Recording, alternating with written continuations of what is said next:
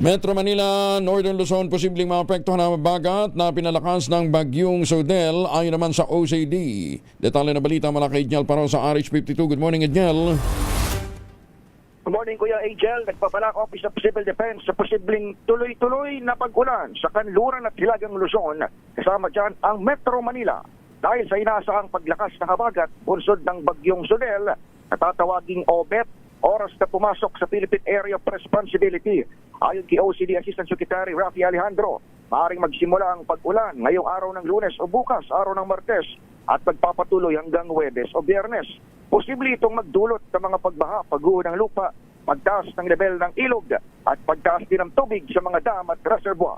Pakinggan natin ang OCD official. Maaring makaapekto sa atin Monday or Tuesday ay may potential na magdala ng prolonged and rapidly intensifying rainfall over western and northern Luzon kasama ang NCR.